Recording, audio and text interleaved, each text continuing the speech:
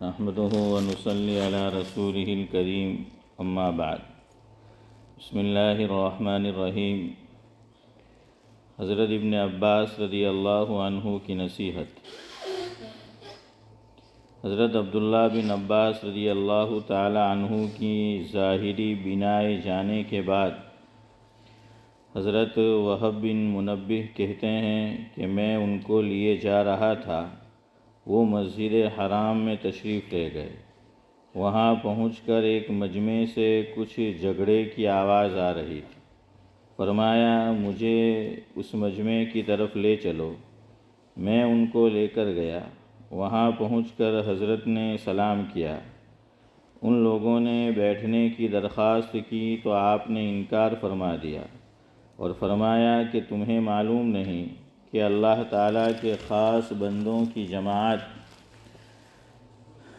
وہ لوگ ہیں جن کو اس کے خوف نے چپ کرا رکھا ہے، حالانکہ نہ وہ عاجز ہیں نہ گونگے بلکہ فصیح لوگ ہیں، بولنے والے ہیں، سمجھدار ہے، مگر اللہ تعالیٰ کی بڑائی کے ذکر نے ان کی عقلوں کو اڑا رکھا ہے، ان کے دل اس کی وجہ سے ٹوٹے رہتے ہیں اور زبانیں چپ رہتی ہیں، اور جب اس حالت پر ان کو پختگی میسر ہو جاتی ہے تو اس کی وجہ سے نیک کاموں میں وہ جلدی کرتے ہیں۔ تم لوگ ان سے کہاں ہٹ گئے؟ وہب رضی اللہ عنہ کہتے ہیں کہ اس کے بعد میں نے دو آدمیوں کو بھی ایک جگہ جمع نہیں دیکھا۔ فائدہ: حضرت ابن عباس رضی اللہ عنہ اللہ تعالیٰ کے خوف سے اس قدر روتے تھے کہ چہرے پر آنسوؤں کے ہر وقت بہنے سے دو نالیاں سی بن گئی تھیں۔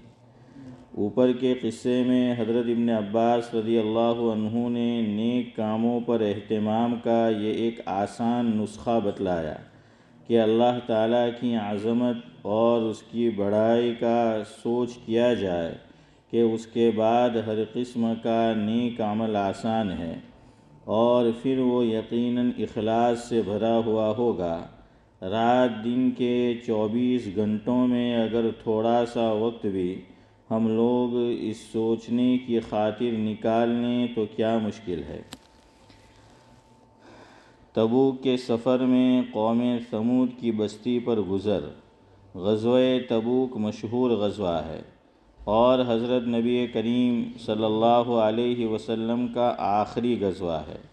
حضور اکرم صلی اللہ علیہ وسلم کو اطلاع ملی کہ روم کا بادشاہ مدینہ منورہ پر حملہ کرنے کا ارادہ کر رہا ہے اور بہت بڑا لشکر لے کر شام کے راستے سے مدینہ منورہ کو آ رہا ہے۔ اس خبر پر 5 رجب سن ہجری 9 پنج شنبہ کو حضرت نبی کریم صلی اللہ علیہ وسلم اس کے مقابلے کے لیے مدینہ طیبہ سے روانہ ہو گئے۔ چونکہ زمانہ سخت گرمی کا تھا اور مقابلہ بھی سخت تھا، اس لیے حضور اکرم صلی اللہ علیہ وسلم نے صاف اعلان فرما دیا تھا کہ روم کے بادشاہ سے مقابلے کے لیے چلنا ہے، تیاری کر لی جائے، اور آقا نے خود اس کے لیے چندہ فرمانا شروع کیا۔ یہی لڑائی ہے جس میں حضرت ابوبکر صدیق رضی اللہ عنہ گھر کا سارا سامان لے آئے، اور جب ان سے پوچھا کہ گھر والوں کے لیے کیا چھوڑا تو فرمایا کہ ان کے لیے اللہ تعالیٰ اور اس کے رسول صلی اللہ علیہ وسلم کو چھوڑ آیا۔ اور حضرت عمر رضی اللہ عنہ گھر کے پورے سامان میں سے آدھا لے آئے، جس کا قصہ آگے آتا ہے، اور حضرت عثمان غنی رضی اللہ عنہ نے 1/3 لشکر کا پورا سامان مہیا فرمایا، اور اسی طرح ہر شخص اپنی حیثیت سے زیادہ ہی لایا۔ اس کے باوجود چونکہ عام طور سے تنگی تھی، اس لیے 10 آدمی ایک اونٹ پر تھے کہ نوبت بنوبت اس پر سوار ہوتے تھے۔ اسی وجہ سے لڑائی کا نام جیش العسرہ یعنی تنگی کا لشکر بھی تھا۔ یہ لڑائی نہایت ہی سخت تھی۔ کہ سفر بھی دور کا تھا اور موسم بھی اس قدر سخت کہ گرمی کی انتہا نہیں تھی، اور اس کے ساتھ ہی مدینہ طیبہ میں کھجور کے پکنے کا زمانہ زور پر تھا کہ سارے باغ بالکل پکے ہوئے کھڑے تھے، اور کھجور ہی پر مدینہ طیبہ والوں کی زندگی کا زیادہ دار و مدار تھا کہ سال بھر کی روزی جمع کرنے کا گویا یہی زمانہ تھا۔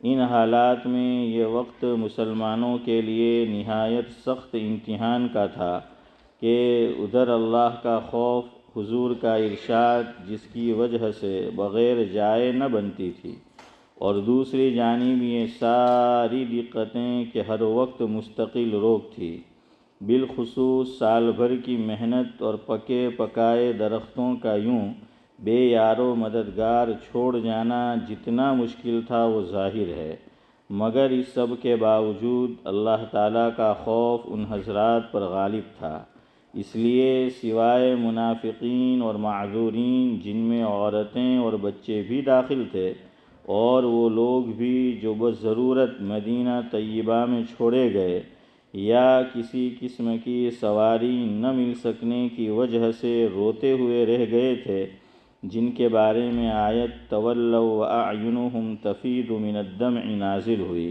اور سبھی حضرات ہم رکاب تھے، البتہ 3 حضرات بلا عذر کے شریک نہیں تھے، جن کا قصہ آگے آ رہا ہے۔ راستے میں قوم ثمود کی بستی پر گزر ہوا تو حضور اکرم صلی اللہ علیہ وسلم نے دامن سے اپنے چہرے انور کو ڈھانک لیا اور اونٹنی کو تیز کر دیا، اور صحابہ کو بھی حکم فرمایا کہ یہاں سے تیز چلو اور ظالموں کی بستیوں میں سے روتے ہوئے گزرو، اور اس سے ڈرتے ہوئے گزرو کہ تم پر بھی خدا نخواستہ وہ عذاب کہیں نازل نہ ہو جائے جو ان پر نازل ہوا تھا۔ فائدہ: اللہ تعالیٰ کا پیارا نبی اور لاڈلا رسول عذاب والی جگہ سے ڈرتا ہوا، خوف کرتا ہوا گزرتا ہے، اور اپنے جانثار دوستوں کو جو اس سخت مجبوری کے وقت میں بھی جان نثاری کا ثبوت دیتے ہیں، روتے ہوئے جانے کا حکم فرماتا ہے کہ خدا نخواستہ وہ عذاب ان پر نازل نہ ہو جائے۔ ہم لوگ کسی بستی میں زلزلہ آ جائے تو اس کو سیر گاہ بناتے ہیں، کھنڈروں کی تفریح کو جاتے ہیں، اور رونا تو درکنار، رونے کا خیال بھی دل میں نہیں لاتے۔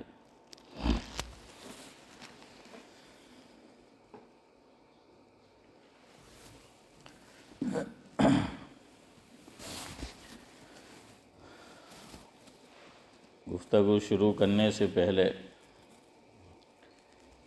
آئندہ پیر سے انشاءاللہ عشاء بعد یہ مجلس کریں گے تعلیم کی، اس لیے کہ مغرب کا وقت اور بھی جلدی ہو جائے گا، اور عشاء کی نماز میرے خیال سے 8:30 کو ہو جائے گی، 8:30 کو، تو انشاءاللہ عشاء کی نماز کے بعد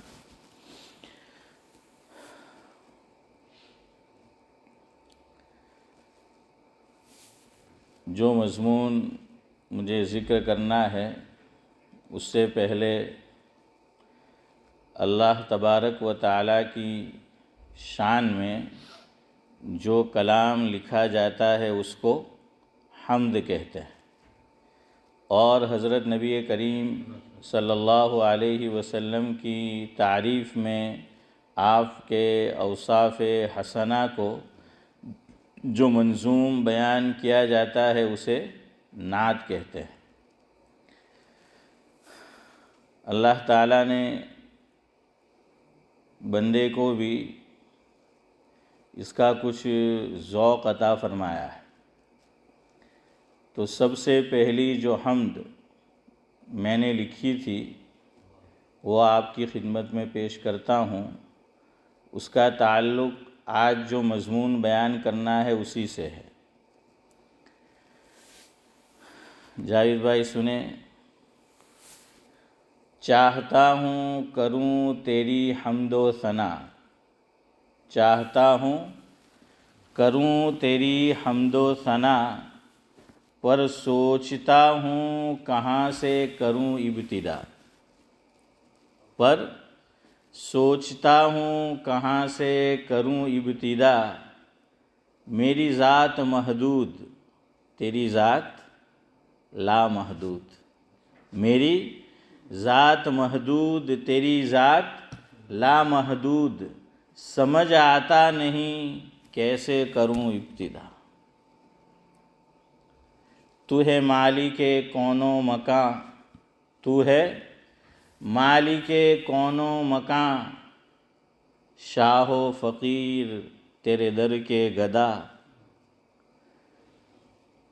ہر ایک دیتا ہے مصیبت میں تجھ کو ہی صدا، صدا یعنی آواز، ہر ایک دیتا ہے مصیبت میں تجھ کو ہی صدا، تو ہی سنتا ہے سب کی صدا میرے خدا۔ اور آخری مصرع ہے، میری یہ ابتدا ہی ہے میری کاوش کی انتہا، میری یہ ابتدا ہی ہے میری کاوش کی انتہا، تو کر قبول کرم سے اسے بے انتہا۔ آمین۔ آج تو ہمارے شیخ بھی موجود ہے، شیخ ابراہیم، ماشاء اللہ۔ ہاں، اللہ تبارک و تعالیٰ کے کتنے اسماء ہیں؟ 99۔ لیکن یہ سمجھ لے کہ 99 یہ تو مشہور ہے، باقی 99 نہیں ہے۔ یہ مشہور ہے کہ اللہ تبارک و تعالیٰ کے کتنے اسماء ہیں؟ اسماء یعنی نام، یہ عربی کا لفظ ہے، اسم یعنی نام، اس کی جمع آتی ہے اسماء۔ تو اللہ تبارک و تعالیٰ کے 99 جو اسماء ہے، جو نام ہے، وہ مشہور ہے، وہ اس لیے کہ ایک ساتھ روایت میں اس کو ذکر کیا گیا ہے۔ باقی جیسے اللہ تبارک و تعالیٰ کی ذات لامحدود ہے، اسی طرح اس کی صفات بھی لامحدود ہے۔ ایک دلیل اس کی لے لیں، آپ صلی اللہ علیہ وسلم سے منقول جو دعائیں ہیں، اس میں ایک دعا یہ آئی ہے، اللہم انی عبدک و ابن عبدک و ابن امتک ناصیتی بیدک ماضٍ فی حکمک وعدل فی قضاؤک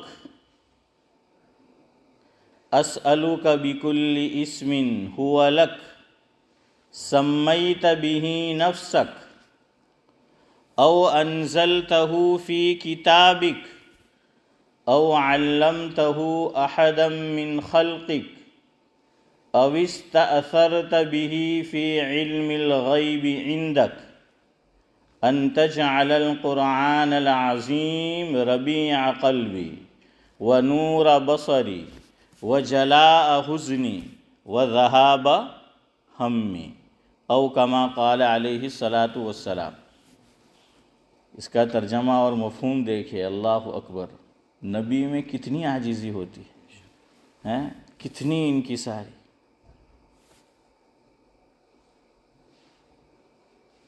جیسے حضور سید الاولین والآخرین ہے، سید الانبیاء ہے، اسی طرح سید العابدین ہے، تو وہیں حضور کی شخصیت سید المتواضعین بھی ہے، کہ سب سے زیادہ اللہ تعالیٰ کی ذات کو جاننے والے ہیں، مگر پھر بھی کہتے ہیں کہ اللہ ما عبدناک حق عبادتک وما عرفناک حق معرفتک او کما قال علیہ الصلاۃ والسلام، کہ اللہ جیسی تیری عبادت کا حق ہے اور عبادت کو ادا کرنا چاہیے تھا، میں ادا نہیں کر سکا۔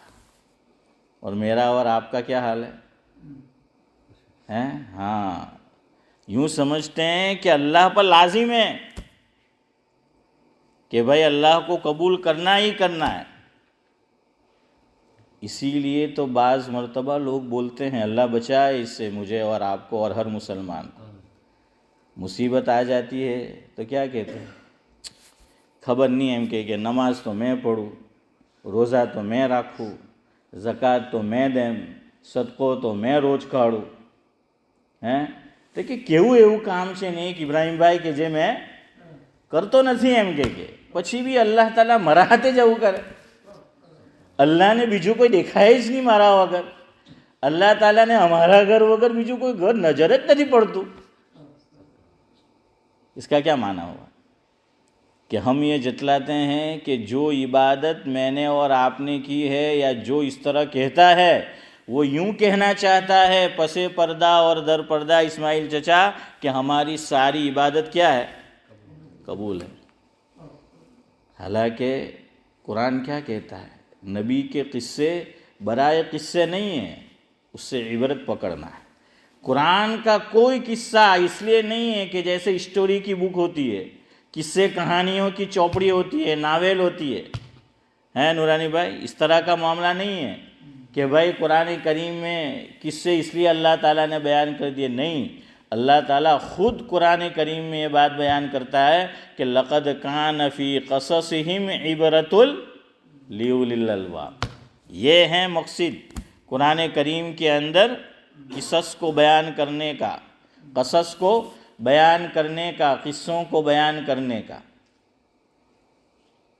حضرت ابراہیم علیہ السلام اپنا کوئی کام نہیں کر رہے، اللہ تعالیٰ کا گھر بنا رہے ہیں۔ سورہ بقرہ میں ہے پہلے پارے میں کہ وَإِذْ يَرْفَعُ إِبْرَاهِيمُ الْقَوَاعِدَ مِنَ الْبَيْتِ وَإِسْمَاعِيلُ رَبَّنَا تَقَبَّلْ مِنَّا۔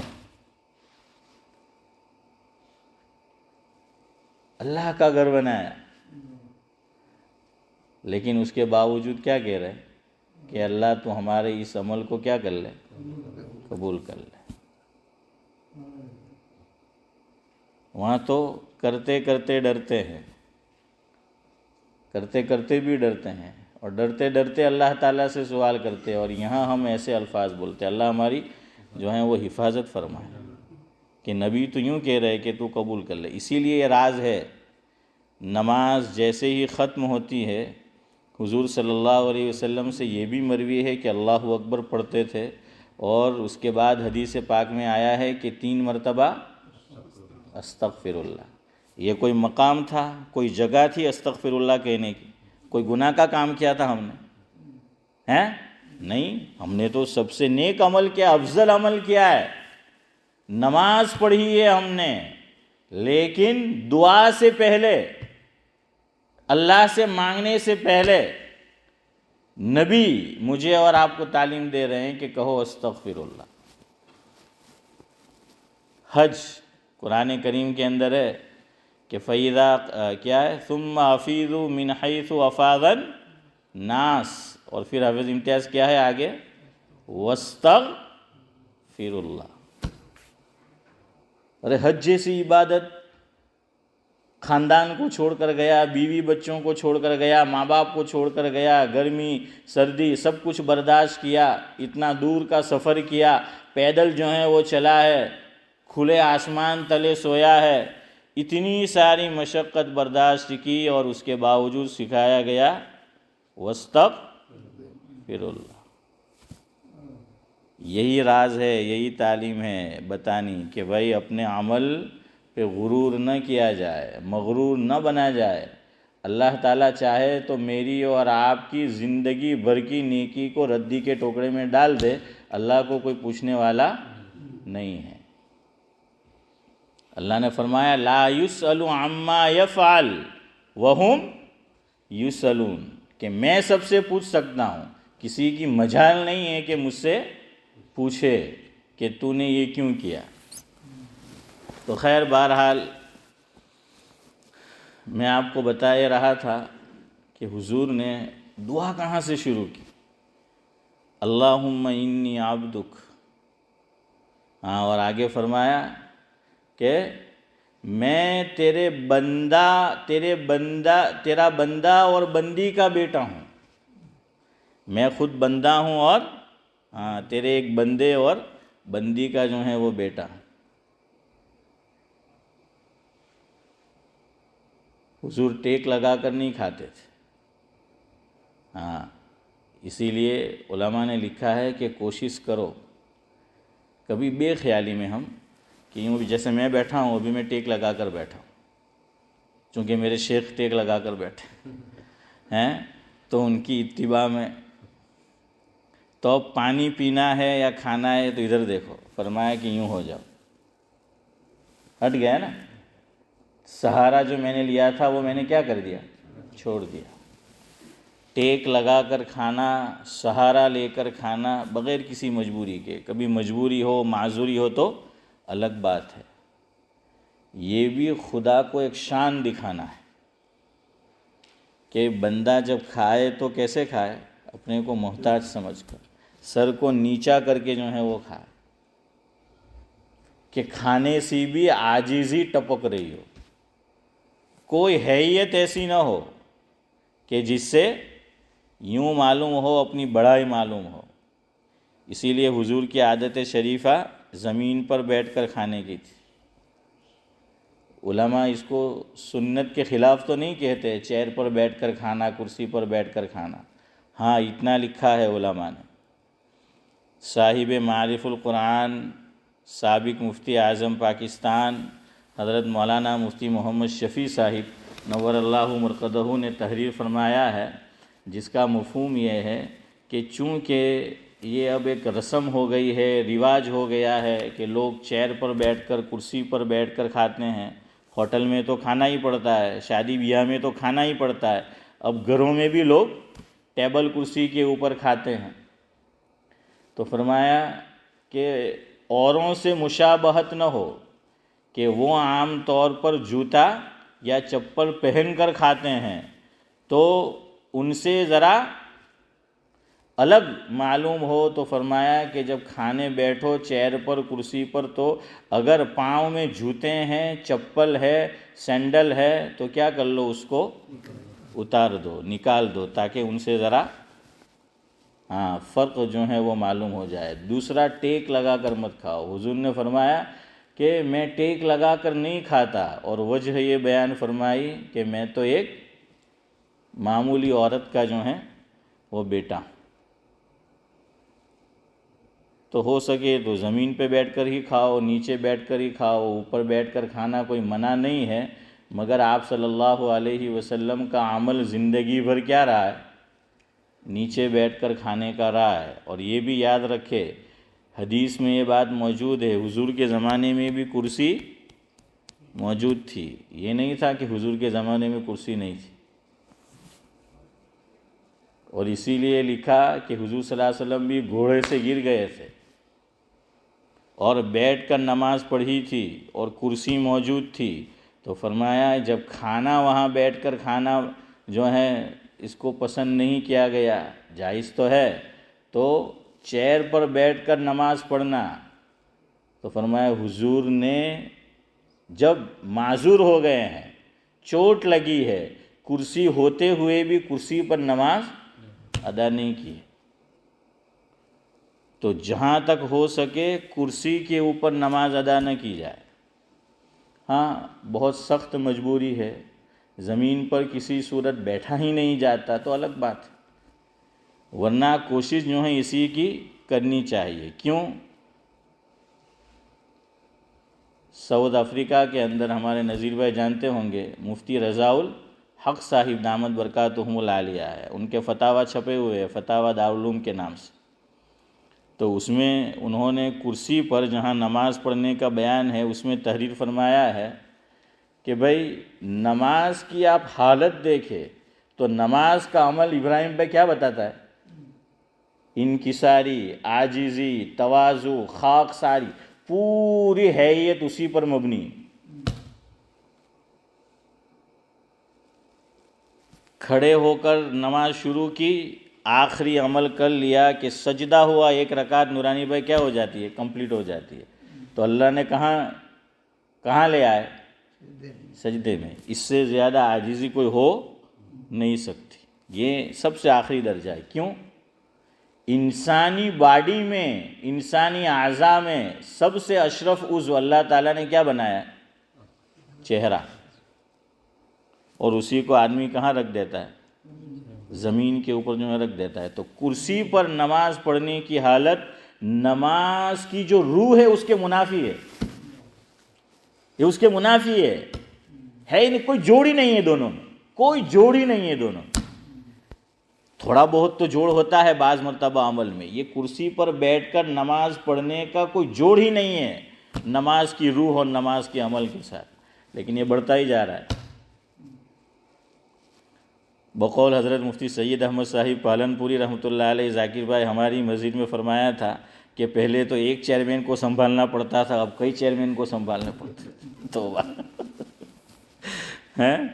تو جو ہے ویسا ہے. دوسرا، نماز اس طرح پڑھنے کا عمل ایک اور قوم کا ہے. یعنی وہ نماز نہیں لیکن ان کی جو بھی شکتی ہو، بھکتی ہو، جو بھی کرتے ہیں وہ آپ جانتے ہیں وہ کون ہے، وہ اسی طرح جو ہے کرتے ہیں. ہاں کوئی بہت مجبوری، اسی لیے دیکھیے عام حالات میں قبلے کی طرف پاؤں نہیں کرنا ہے، حضور نے منع فرمایا. لیکن جب مجبوری ہو، کھڑے ہو کر آدمی نماز نہیں پڑھ سکتا، تو دوسرا آپشن یہ دیا کہ چیئر پر، کرسی پر بیٹھ کر نماز پڑھو. اس سے بہتر یہ ہے زمین پر کسی ہیئت میں بیٹھ کے نماز پڑھو. چاہے پاؤں پوری نماز میں کدھر کر دو، قبلے کی طرف، کوئی بات نہیں. عام حالات میں منع فرمایا قبلے کی طرف پاؤں کرنے کا.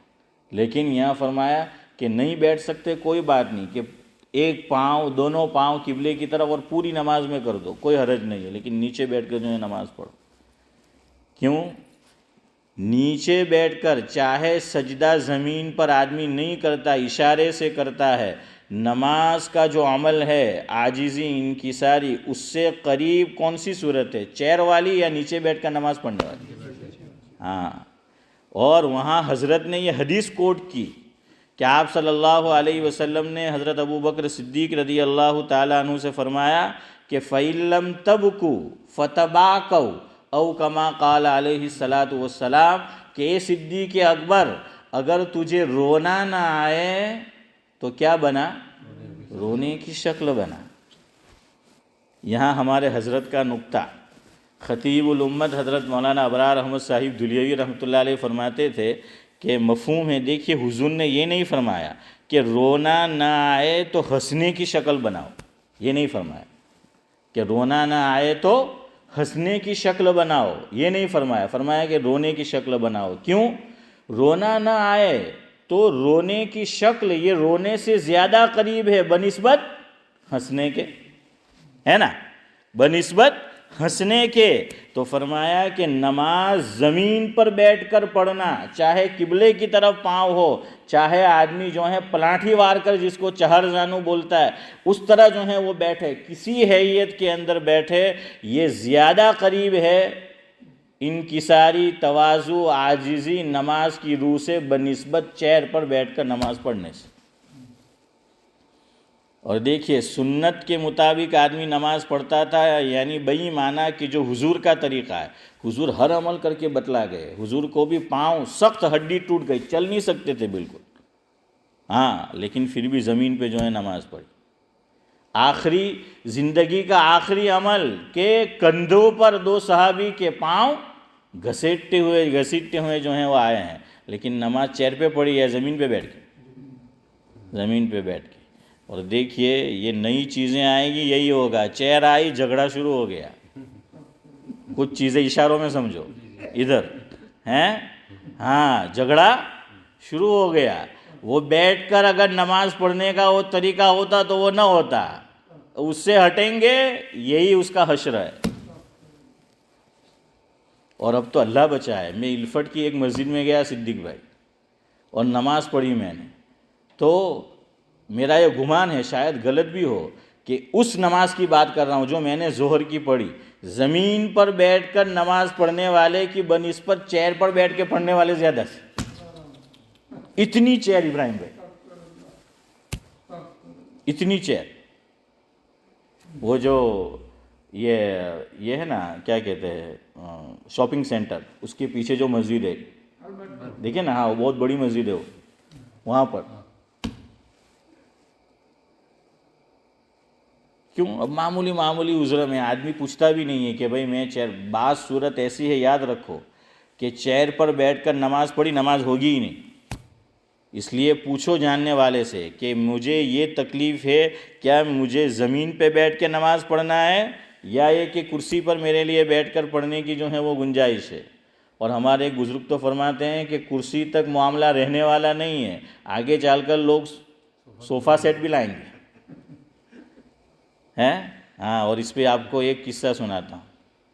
حضرت شیخ الحدیث مولانا محمد زکریا صاحب نور اللہ مرقدہ بیمار تھے, بڑی عمر تھی, تو حضرت نے مفتی محمود حسن صاحب گنگوئی رحمۃ اللہ علیہ سے جاوید بھائی مسئلہ پوچھا کہ میں بیمار رہتا ہوں, یہ وہ, تو میں ایک چارپائی مسجد میں جو ہے وہ لا کر رکھ دوں, نماز تو میں زمین پہ پڑھوں گا لیکن یہ کہ چارپائی پر بیٹھ کر جو ہے آرام کروں گا, میرے لیے گنجائش ہے کہ نہیں؟ تو حضرت مفتی صاحب نے فرمایا تمہارے لیے گنجائش تو ہے, لیکن تم صرف چارپائی لاؤ گے اور تو تم کو دیکھ کر لوگ گدے بھی لے کے آئیں گے. ہے معاملہ تو بڑھتا ہے نا ہمارے یہاں. جو لوگ سگریٹ پیتے ہیں, نورانی بھائی کو پوچھو کیسے سیکھے, ٹھونٹا ہیں وہ رکھا تو وہ اٹھا لیتے تھے صدیق بھائی ہیں, بعض مطلب وہ جل بھی جاتا تھا, وہ اتنا تھا وہ چھوڑتے نہیں تھے, تو ایک دم دو دم ہے ابراہیم بھائی, اور آگے جا کے دم دمادم. تو جو ہے وہ اسی طرح کا پھر ذاکر بھائی معاملہ جو ہے وہ ہوتا ہے. خیر بہرحال میں آپ کو یہ بتا رہا تھا کہ آپ صلی اللہ علیہ وسلم ٹیک لگا کر کھانا نہیں کھاتے تھے. حضرت شیخ الحدیث مولانا محمد زکریا صاحب نور اللہ مرقدہ کے حالات میں لکھا ہے مدینہ منورہ کا واقعہ کہ حضور حضرت شیخ الحدیث مولانا محمد زکریا صاحب نور اللہ مرقدہ انتہائی لاغر, کمزور ہو چکے تھے, عمر رسیدہ, لیکن جب کوئی چیز پینی ہوتی تھی حضرت سہارا لگا کر جو ہیں وہ بیٹھے ہوئے یا لیٹے ہوئے ہوتے تھے تو فرماتے تھے کہ پہلے مجھے سیدھا کیا کر دو, بٹھا دو. کہ میرے محبوب کا یہی عمل رہا ہے کہ ٹیک لگا کر ہاں اپنی عاجزی جو ہے وہ دکھانی ہے, اپنی انکساری جو ہے وہ دکھانی. اور ہم لوگ تو مسجد میں آ کر بھی بھمری دکھاتے ہیں, فل ٹیسی, اور تیری بات کی ایسی کی تیسی. ہمارے حضرت فرماتے تھے کہ نماز کے اندر رکوع بھی ہے, قیام بھی ہے اور سجدہ بھی ہے, تو مسجد کا نام مرکع یعنی رکوع کی جگہ بھی رکھا جا سکتا تھا, قرات کے اعتبار سے بھی رکھا جا سکتا تھا, لیکن اللہ کے گھر کا نام مسجد رکھا گیا کہ سجدے کی جگہ, بتایا کہ یہ اپنے آپ کو مٹانے کی جگہ ہے. یہ اپنے آپ کو کیا ہے, مٹانے کی. آدمی یہاں اپنے آپ کو مٹانے آتا ہے, لیکن اللہ بچائے کہ ہمارا حال یہ میری بات نہیں ہے.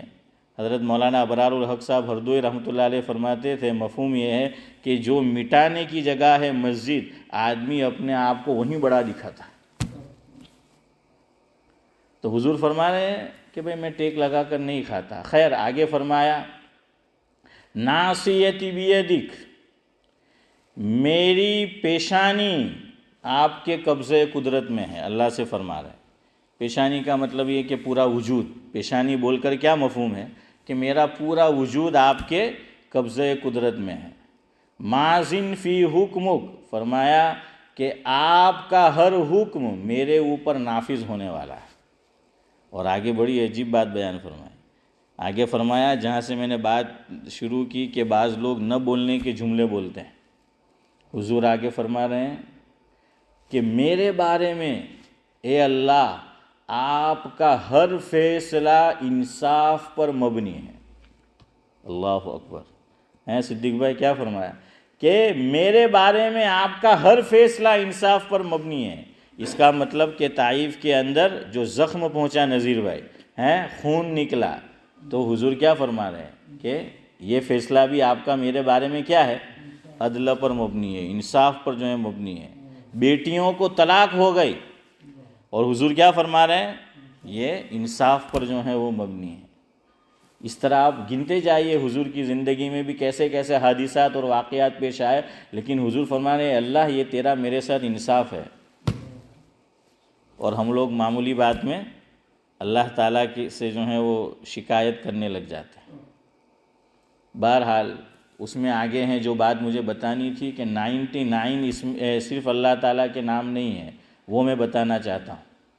انشاءاللہ 5-7 منٹ میں ختم کرتے ہیں۔ ارادہ یہ ہے کہ بدھ کی مجلس میں اللہ تعالیٰ کے جو نام ہیں اس کی کچھ تشریح انشاءاللہ بیان کریں گے، اور اس کے کچھ خواص۔ لوگ پوچھتے ہیں مول صاحب کہ وظیفہ بتاؤ نہیں، آج تو تیج مول صاحب لوگوں نے گڑے اترے کہ جو وظیفہ بتاوا کرے ہیں ذاکر بھائی، کہ جو وظیفہ بتاوا کرے 2-4 وظیفہ بیان کر دیو تو بہر جنے کہ بہت بھرے بیان ہوتا ہے ابراہیم بھائی، یہ مزاج بن گیا اپنا کہ 2-4 وظیفہ ہمراہ ہوتا کہ آج مول صاحب بیان کیدوں گجب۔ تو وظیفے بہت چاہیے ہم کو کہ کرنا کچھ نہیں۔ تو بہرحال اللہ کے نام میں تو اللہ نے خواص رکھے ہیں۔ راندیر کے اندر 2 دینی ادارے ہیں، اس میں ایک کا نام ہے دارالعلوم اشرفیہ، جہاں وہاں بھی میں نے پڑھا ہے، دونوں جگہ کی کھچڑی کھائی ہے۔ تو وہاں سے ایک کتاب چھپی ہے، محتمیم تھے وہاں کے سابق محتمیم مولانا اشرف صاحب رحمۃ اللہ علیہ، انہوں نے اللہ تعالیٰ کے ناموں کے کچھ خواص بیان کیے ہیں۔ تو وہ کتاب بڑی چھپتی بھی ہے اور بکتی بھی ہے، تو انشاءاللہ کچھ نہ کچھ آپ کو وہ بھی سنائیں گے۔ لیکن ایک بات آج سمجھ کر جاؤ، 2 باتیں۔ ایک تو یہ کہ اس لیے میں نے شروع کیا کہ اللہ تعالیٰ کے ساتھ نام کے ساتھ تعظیمی نام لگانا ہے، کہ صرف اللہ نہ بولے، صرف خدا نہ بولے، بلکہ اس کے ساتھ تعظیمی نام لگاؤ۔ ہاں، ابن عابدین نے فتاوی شام میں لکھا ہے، جس کا مفہوم یہ ہے کہ لفظ اللہ یا اللہ کا جو بھی نام لو اس کے ساتھ کوئی تعظیمی لقب لگاؤ، یہ مستحسن ہے۔ تو ایک بات تو یاد رکھو جو بتانی تھی، لیکن میں وہاں تک نہیں پہنچ پاؤں گا، کہ اللہ تعالیٰ کا نام آئے تو کیا کرو، صرف اللہ نہ بولا جائے۔ جائز ہے، ویسے کوئی گناہ نہیں ہے۔ کیوں؟ قرآن کریم میں اللہ تعالیٰ نے صرف لفظ اللہ بھی بیان فرمایا ہے، قل هو اللہ احد، تو اللہ کے بعد تعالیٰ نہیں ہے۔ تو اس طرح بھی ہے، لیکن بڑا آدمی کبھی یہ نہیں کہتا، جو حقیقت میں بڑا ہوگا وہ یہ نہیں کہے گا کہ میری تعظیم کرو، وہ ہمیں سمجھنے کا ہے۔ اور اپنے تھا کہ صدیق بھائی کہ ادھوڑو گھڑو چھلکائی گھڑو، ہاں، تو اب جس میں کچھ ہوتا نہیں ہے وہ چاہتا ہے کہ میری تعظیم کرو، میرا ادب کرو، نہیں کرے گا تو وہ ناگواری کا اظہار کرے گا، بلکہ بعض مرتبہ اشاروں میں وہ کہے گا بھی، لیکن جو بڑا ہوگا وہ ایسا نہیں کرے گا۔ لیکن اتنی عقل آدمی میں ہونی چاہیے کہ بڑے کو کیا کرے، بڑا جو ہے وہ سمجھے اور اسی طرح اس کے ساتھ جو ہے وہ پیش آیا جائے۔ تو اس لیے ہمیں اللہ تعالیٰ کے نام کے ساتھ تعالی لگانا چاہیے۔ حضرت مولانا عبداللہ صاحب کاپود روی نور اللہ مرقدہ، آپ میں سے کئی حضرات نے جاوید بھائی دیکھا ہے، اللہ مرحوم کو غریق رحمت کرے، حضرت نے خط لکھا مسیح الامت حضرت مولانا مسیح اللہ خان صاحب رحمۃ اللہ علیہ کو، اور یہ چھپا ہوا ہے، حضرت نے خود یہ بات بیان کی ہے، کتاب میں بھی چھپی ہوئی ہے کہ میں نے اللہ تعالیٰ کا نام لکھا تو صرف اللہ خط میں لکھ کر بھیجا۔ تو حضرت کا جب واپس جواب آیا تو لکھا کہ تمہیں ادب نہیں ہے، تمہیں ادب نہیں ہے کہ اللہ تعالیٰ کے نام کے ساتھ صرف تم نے اللہ جو ہے وہ لکھ کر چھوڑ دیا۔ فرمایا کہ آئندہ خط لکھو اور جس کسی کو لکھو تو اللہ تعالیٰ کے نام کے ساتھ تعظیمی لقب بھی لگایا کرو۔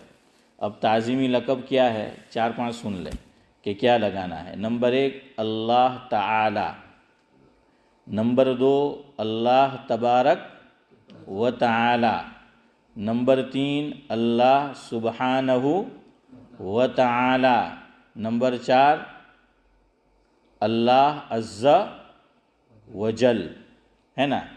ہاں، اور پرانے زمانے میں ابراہیم بھائی کتابوں میں لکھا ہے کہ لوگ اللہ تعالیٰ کے متعلق بولا کرتے تھے اللہ صاحب۔ کیا بولتے تھے؟ اللہ صاحب۔ تو فتاوی کی کتاب میں ہے کہ اس طرح اللہ کو بول سکتے ہیں اللہ صاحب۔ نورانی بھائی نے مجھے کچھ کہنے سے پہلے ہی ہیں منع کر دیا کہ نہیں. تو چلے بہرحال نورانی بھائی منع کر رہے ہیں، لیکن حقیقت کیا ہے اس سے پردہ اگلی مجلس میں اٹھائیں گے. اللہ میاں، ہاں ماشاء اللہ، کہ اللہ میاں تو وہ بھی بول سکتے ہیں. چلے انہوں نے بولا تو یاد رکھو میاں. ہمارے یہاں تو میاں دو لوگوں کو بولا جاتا ہے، ایک وہرا قوم ہے نذیر بھائی، اور ایک کٹنے کاٹنے والی. ہاں تو ان کو کہتے ہیں میاں بھائی. ہاں، اور دوسرا جو ان الذین آمنوا نہیں ہے وہ ہمیں چڑھانے کے لیے میاں بولتے ہیں، پتہ ہے نا آپ کو. اور ایک تو بڑے پد پہ ہو کے بولتا ہے، ایسا شرم نہیں ہے اس کو. سمجھ جانا، ہر چیز میں نام نہیں لینے کا ہیں. اتنے بڑے پد پہ لیکن اس کی گریما سے واقف ہی نہیں ہے وہ، اور وہ بولتا ہے. تو یاد رکھو. اب چونکہ اللہ میاں ویسے بول، اللہ صاحب میں آپ کو یہی بتانے والا تھا، لیکن اب اتنا سن لو. ذاکر بھائی نے پوچھا تو جزاک اللہ. عرف میں جب اس کا مفہوم غلط سمجھا جانے لگے تو پھر وہ الفاظ اور وہ لقب اللہ اور اللہ کے نبی کے لیے استعمال نہیں کرنا ہے. تو ہم تو اللہ میاں جو بولتے ہیں وہ ٹھیک ہے، میاں وہ جو بولتے آتے تھے وہ ٹھیک تھا، لیکن اب کچھ لوگ اس کو کٹاکس کے طور پر، طنز کے طور پر، طعنے کے طور پر، مذاق کے طور پر، ہنسی کے طور پر، تحقیر کے طور پر اس کو جو ہے وہ استعمال کرتے ہیں. تو میں ناجائز نہیں کہہ رہا ہوں ذاکر بھائی، لیکن جہاں تک ہو سکے ہیں نورانی بھائی کیا کرو، بچو اس سے. کیوں کہ اس کو اور معنی میں جو ہے وہ استعمال کیا جاتا ہے، لیکن بچنا فوراً بھی آسان نہیں ہے، چونکہ وہ زبان پہ چڑھا ہوا ہوتا ہے تو ہے نا، وہ بے خیالی میں بھی نکل جاتا ہے کہ ہم برسوں سے جو ہے وہ بولتے ہوئے آئے ہیں، تو زبان سے نکل جاتا ہے اللہ میاں. تو خیر یہ مسئلہ بھی سمجھائیں گے کہ کون سے لقب تعظیمی اللہ کے لیے بول سکتے ہیں، کون سے نہیں بول سکتے. لیکن اتنا یاد رکھو کہ انشاءاللہ آج سے کوشش کرو جب بھی خدا بولیں گے تو صرف خدا نہیں بلکہ ساتھ میں خدا تعالی، اور اللہ کے ساتھ اللہ تعالی جو ہیں وہ بولیں گے. اللہ تبارک و تعالی، اللہ عز و جل، اللہ سبحانہ و تعالی. جو کچھ کہا سنا گیا اللہ تبارک و تعالی قابل عمل باتوں پر عمل کی توفیق جو ہے وہ نصیب فرمائے. اور کل انشاءاللہ مجلس نہیں ہوگی، پیر سے جو ہے وہ شروع کریں گے، چونکہ مغرب بہت جلدی جو ہے وہ ہے، اور آپ کے بھی پیٹ میں چوہے دوڑ رہے ہوتے، تو اس کی تسلی کریں. سبحان اللہ و بحمدہ، سبحانک اللہم و بحمدک.